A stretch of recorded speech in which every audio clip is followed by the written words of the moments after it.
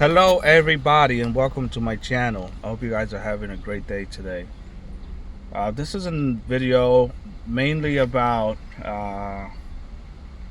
just the origins of humanity and Earth.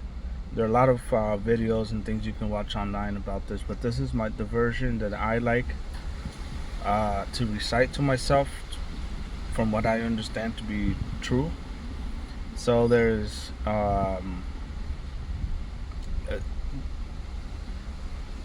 so the Anunnaki came to this planet to mine the gold in it. The Gigi were a subspecies of them, and they were mining gold for 250,000 years, and then gave up. They said, "We're tired of this happening. We don't want to have to do this." There's a revolt. Enki decided to create. Enki's a hero of the story, and his brother's Enlil is part of it as well.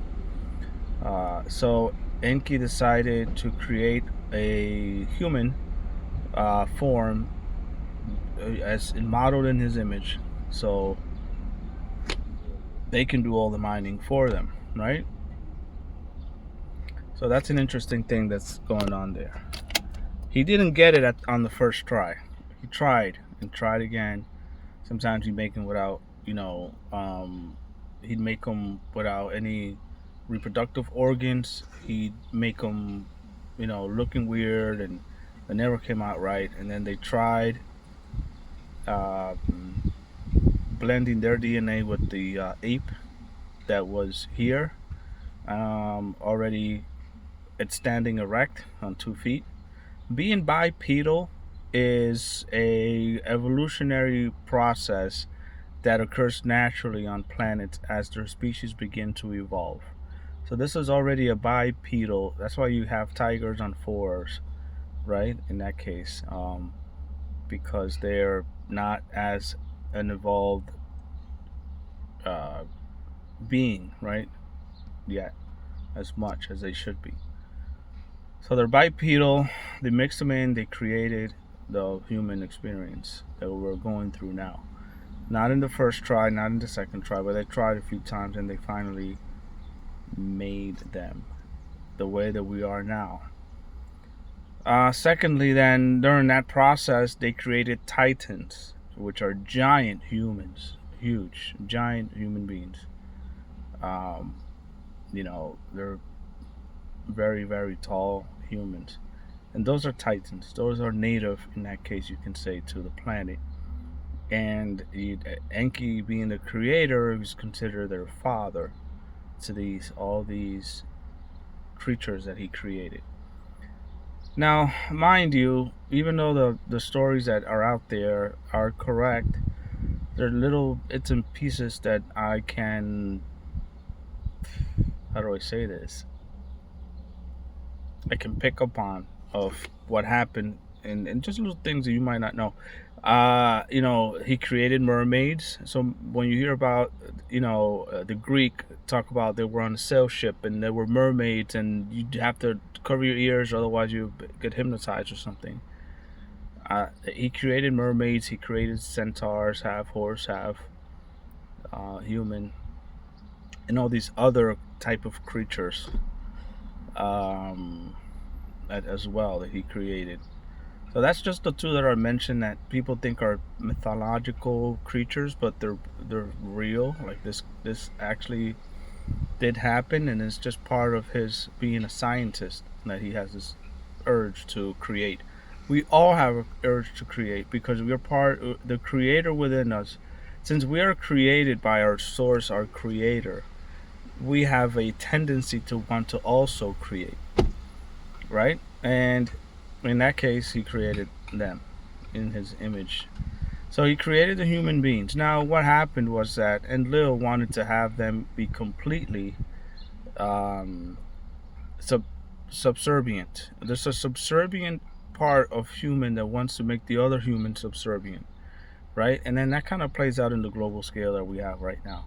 And then there are these other human beings that understand that knowledge is free, and that you should know more about yourself and your origins than just keeping it away from you, so that you're, watching YouTube all day or something. Not aware of your conscious surrounding. So, Enlil and Enki kept going back and forth, and then you have the story of the deluge. The Moses builds a boat, and he puts every animal DNA or any creature, and just brings these two individuals of a pair into a boat, and he saves humanity because Enlil, for the fifth time, destroyed the template of humanity and recreated with what was left over. Right? Destroyed it, recreated. So we're not even the original copy of what we're meant to be here. We're just the part that left over that was subservient enough to continue this journey. So at some point, this is what happened. Humanity is humanity.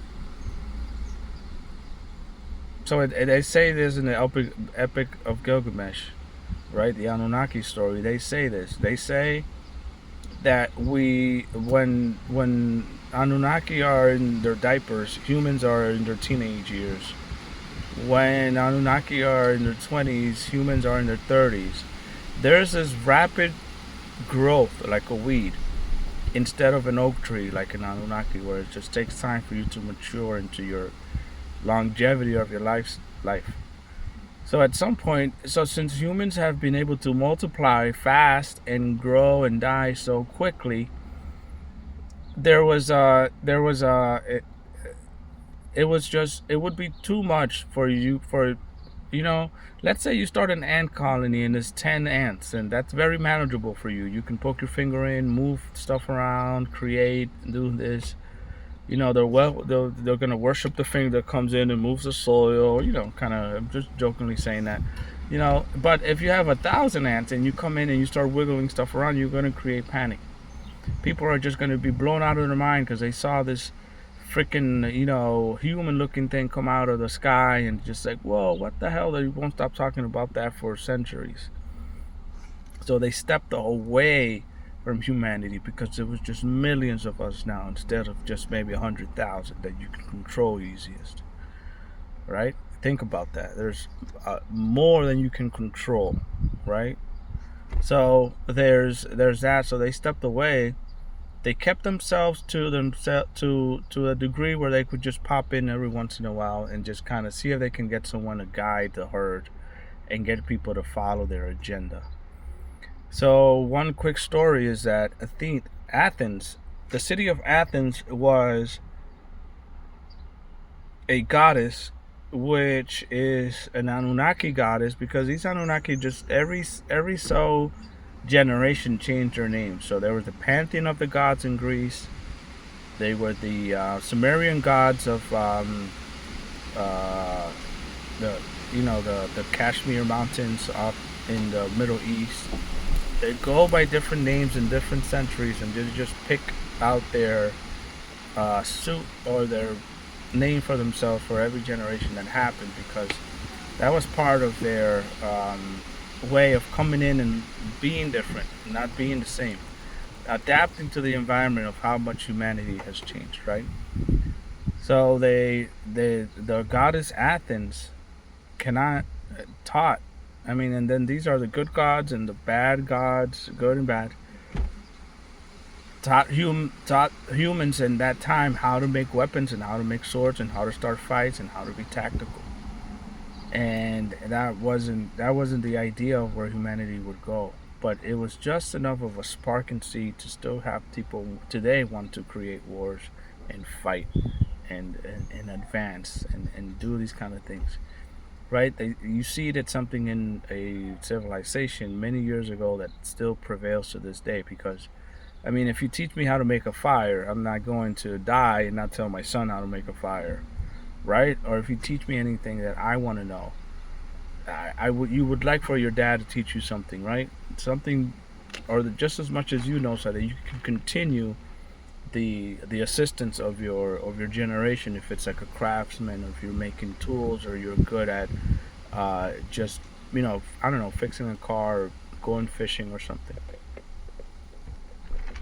whatever the case may be. Still though, that happened, right? That's superiority for your clan in a place where you now know how to make weapons to defend yourself or attack.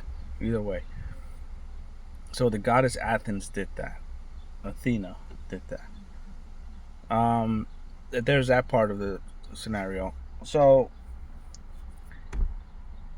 at some point, there was a division of those that were part of Enki and those that were part of Enlil.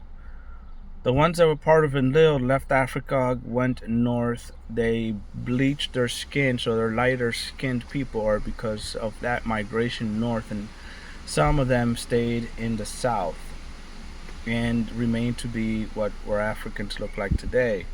But those that went north millions of years ago, it's the difference between the two same equal species that a lot of people want to control and and show a superiority based on how people look, but we're really just all the same. The culture is what makes you different rather than just how you look, right? Because we're all still humans either way. So, so that's part of how that happened in that case, where you can tell where people's skin color comes from. There's then, and then there were still those that wanted to go even further and expand, and they expanded east, west, and generally just occupied a lot of Europe in a lot of ways. The whole European continent was occupied, in China and everything like that, and they adapted to look the way they look based on their environment over millions and millions of years. So that's the story of the Anunnaki. And every time Enlil tried to enslave them, Enlil tried to teach them because he just fell in love with his creation. The same way that your creator loves you because he gives you the freedoms to do right, wrong, good, evil, and that freedom of expressing yourself instead of being confined. It's that same kind of expression that Enki feels for you, and that makes the difference between those that want to enslave you and those that want to keep you free. So there's that kind of talk. There's also a lot of other stories as well included in that. But and then it just goes to another plane, another level of there's another level of understanding. Sometimes you hear these great teachers and they're talking about how they're getting a different kind of education for themselves after they've mastered or understood their surroundings as of right now. Then they get to go and understand a different level of information that they're given, and it's kind of you're almost at a standstill because you know something, and there's always it's like it's like your reincarnation cycle. How do you know you broken reincarnation cycle? Where you understand intimately that you have been on this planet before. That part of you that connects to saying that, okay, like this is just, when did you wake up then? Um, at, at what time did it take for you? And I don't think it matters really when that happens. Still, the experience is it's a full, the depth of the experience. It's like it's like turning on a light bulb in a dark room. You look at so many different aspects of that room that was completely dark before, and now you are just kind of taking it all in, right? The lamp, the couch, the TV. You're looking at the experience in full rather than just the imagination of what you think you know because you believe that you might be awakened enough. There's a catch to that because I mean, you only allow yourself to take in as much as you can. And even though the room is dark, when you turn on the lights, all that will come rushing right back to you, and you'll need some time to adapt. Usually, there's a phase, and a lot of people go through a phase where they think that they're just superior to everyone else, right? And you'd have to pace yourself. I like to think that there's so much more to learn out there that there's no reason to think that this is it, and there's so much more to experience out there. But I digress. I don't want to speak too much about that. The story of the Anunnaki then goes on to say that they broke down the then they just went, they there was a lot of, Athena, for example, made sure that there were battles, and there were scenarios where humans were fighting against each other, and just the way they wanted to see it, because they saw you for who you are. They knew they created you.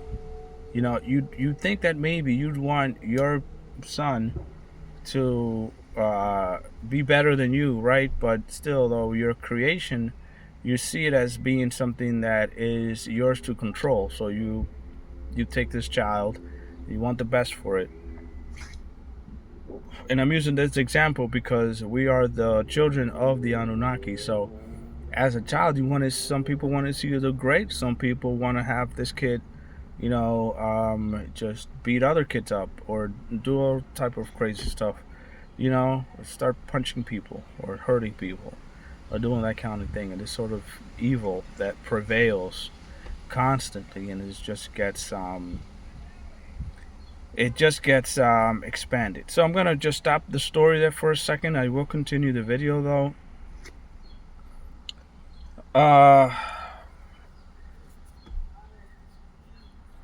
How do you know if you're awake?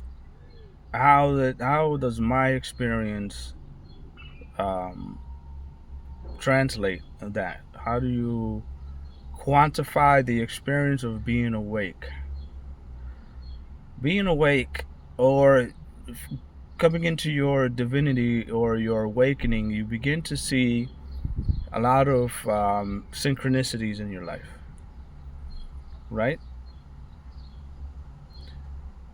You start thinking about, I don't know, coffee. And for me, I was thinking about coffee, and I said, man, I really want coffee. I desire to have coffee. And maybe in a few days, maybe that same day, I think my brother-in-law came in, and he had coffee with him, and we brewed coffee. He had the coffee powder, and we made the coffee. And I sat there with him. We drank coffee, and I just told him out loud. I said, "Hey, man, I was just thinking about that." He just gave me a look. He's like, "Okay, sure, that's cool. Great." And then that happened, right? That situation happened for me, and I felt then, and I don't think anyone would. I've actually correlated that a lot of people have the same kind of experience as I, or different, or have experienced it in a different way. But I felt like I was watching a movie about it. It's hard to explain, but I was conscious that I was living in this body at this time. There was a part of me that rose up, right? Imagine if I was a puppet on a string. I realized then, for that mere second, that I was a puppet on a string. But I was a puppet master in an invisible place, and I was manipulating this puppet, right? It is said that your body is your temple, right? For your soul. So I felt like the soul, and I felt like I was just occupying this body, and at that moment I felt like I was in control. And then I felt like I just snapped back into reality, so to speak, and I just felt myself within my own skin. And there's this glowing beam of warmth energy and light that resonates from inside out, right? You're a full, complete soul that's living a human experience. So when you feel yourself as yourself and express yourself from in to out, you are in control of that moment. And you understand that the whole universe is complete.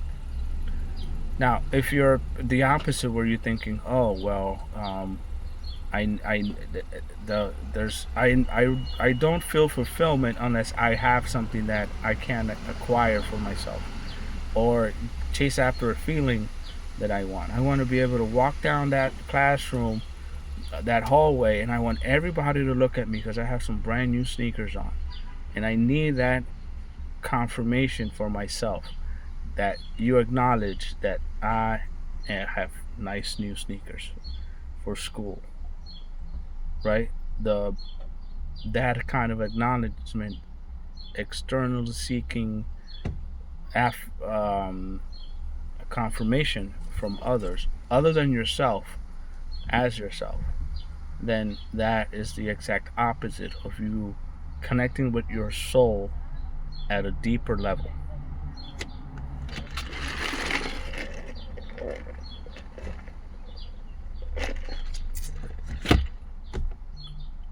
Give me a second, hold on.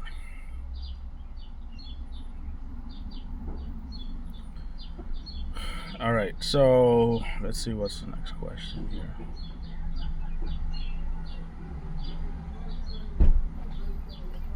Can I talk about telepathy?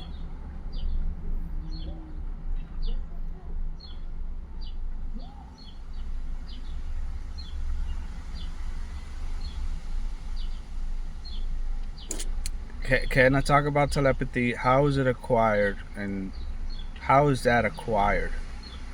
Well, you have to do a lot of meditation. This is the key to having great meditation. Don't expect any result, right? Don't look for an external validation that you're doing it the right way. Take one step in the right direction by reading articles or reading a book about it that you feel comfortable with. And then just sitting in the seat of your soul, you relax and you're comfortable. And then you have to clear every single thought out of your head. Am I going to pay rent this week? Do I need to feed my cat? I need to do an oil change. And naturally, when your brain is blank in that way, you have your pathways already wired up to function in a certain way where you're thinking about the next thing because it's your brain. But you're silencing your mind to open up your heart. So a caveat is that you don't lose anything that you've gained. So if you start gaining, your whole life around you will change. So this is just a warning that you may not want to hang out with the same kind of friends. You may not want to do the same things your friends do. You may not want to go out or do these sort of things because you're changing yourself. You're adapting and molding your situation to that of which what your sole purpose is in this lifetime.